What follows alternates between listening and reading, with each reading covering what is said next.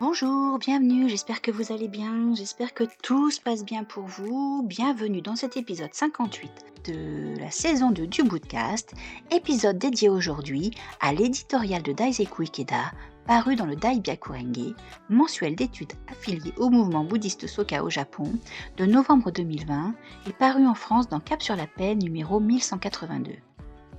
En voici le titre. Transformer les difficultés en bonheur et en joie. Ceux qui croient dans le sutra du lotus vivent comme en hiver, mais l'hiver se transforme toujours en printemps. Emprisonné pendant la Seconde Guerre mondiale, notre président fondateur Tsunetsaburo Makiguchi supporta tout le poids des persécutions comparables aux rigueurs de l'hiver. Tout au long de son incarcération, il fit preuve d'un état de vie sublime et surmontant l'adversité, parvint à savourer la joie. Proclamant cette vérité, l'hiver se transforme toujours en printemps, il fit résonner la cloche de la transformation des difficultés en bonheur et en joie pour ses disciples et successeurs.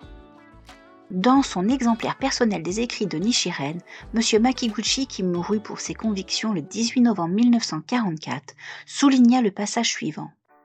Ceux qui souhaitent défendre l'enseignement correct devraient suivre l'exemple de cette pauvre femme traversant le Gange qui sacrifia sa vie par amour pour son enfant.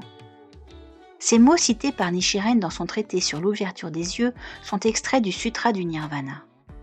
Ils font référence à l'histoire d'une femme pauvre qui, après avoir erré longtemps et enduré la maladie, le froid et la faim, tente de traverser le Gange avec son nouveau-né dans les bras.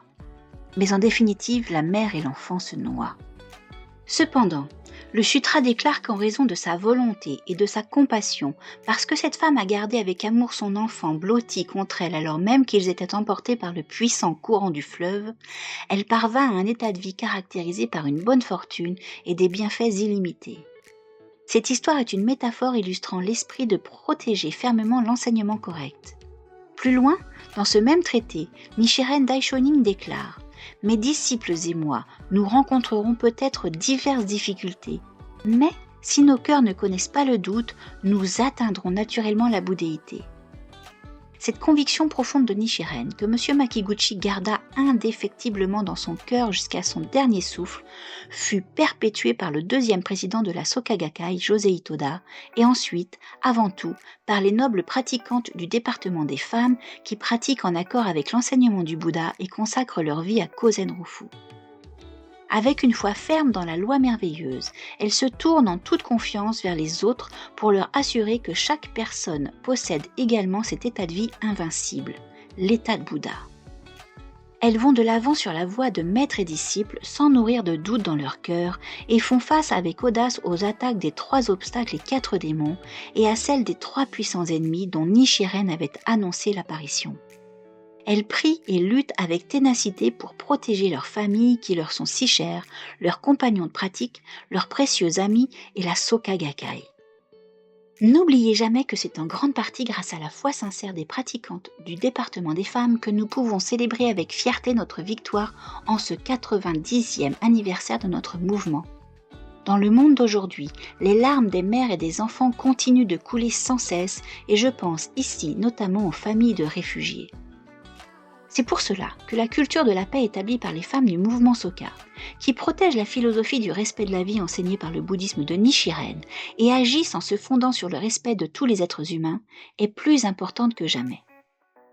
Rayonnant de sagesse et de chaleur humaine, notre mouvement Soka est un solide réseau et toutes les fleurs humaines qui le composent sont d'une beauté unique. Avec détermination et bienveillance, ne laissons personne de côté et continuons à faire naître des sourires de bonheur et de joie sur le visage des femmes et des enfants du monde entier. Transmettons pour cela ce message plein d'espoir. L'hiver le plus rigoureux se transformera à coup sûr en un printemps éclatant de bonheur. Dédions les couronnes de nos victoires aux mères bienveillantes de Kozen Rufu, qui prient sincèrement et nous encouragent à ne jamais être vaincus. C'était donc le contenu de l'édito de Daiseku Ikeda de novembre 2020. Cet édito a pour titre « Transformer les difficultés en bonheur et en joie ». J'espère que ça vous a plu, j'espère que ça vous a encouragé, j'espère que vous le réécouterez, j'espère que vous reviendrez, voilà, et que vous partagerez autour de vous, que vous nous ferez connaître. Merci, merci, merci. Vous pouvez nous retrouver sur toutes les plateformes de streaming audio, Deezer, Spotify, Google Podcast, Apple Podcast, toutes les plateformes. Là, j'en dis que 4, mais il y en a bien plus. Vous nous retrouvez aussi sur YouTube, donc où que vous soyez, likez, partagez, abonnez-vous. Vraiment, commentez si vous en avez envie. Eh bien, merci beaucoup pour tout. Je vous fais des gros bisous, je vous dis à très très vite.